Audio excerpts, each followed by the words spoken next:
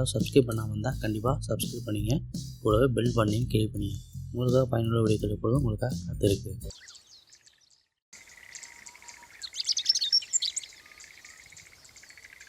பரம்பரையாக சித்த வைத்தியம் 70 ஆண்டு காலமாக என் தாத்தா, என் தகப்பனார், என் பேர் இளமாறன்.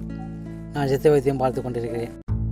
மாதவிடாய் கோளாறுகள் நிறைய பெண்களுக்கு இன்றைக்கி ரொம்ப அவஸ்தையை கொடுத்துக்கிட்டு இருக்குது. இந்த மாதவிடாய் கோளாறுகள்ங்கிறது சில பெண்களுக்கு பார்த்திங்கன்னா கல்யாணம் பண்ணதுக்கு அப்புறம் தாமதமாக வரும். சில பெண்களுக்கு கல்யாணம் பண்ணுறதுக்கு முன்னாடியே ஒரு 2 மாதங்கள் 3 மாதங்கள் கழித்து வரும்.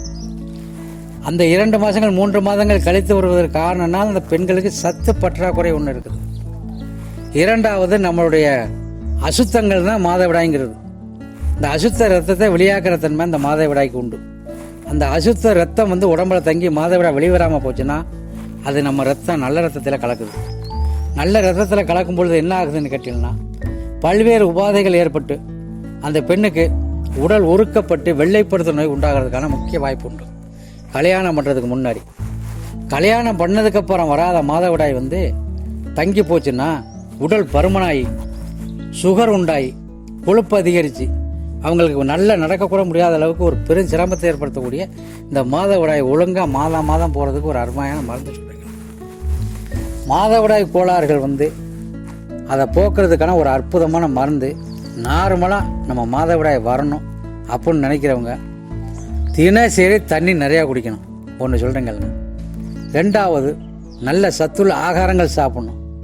3வது ஆடாதோடைங்கிற ஒரு மூலிகை இருக்குது, அதோட அருகம்புல்லும் சேர்த்து 2ஐயும் நல்ல சாறு எடுத்து குடிச்சிக்கிட்டே வந்தோம்னா நமக்கு இந்த மாதவிடாய் கோளாறுகள் உடம்புல இருக்க கழிவு இவ்வளவும் வெளியாகக்கூடிய தன்மை அதுக்கு உண்டு.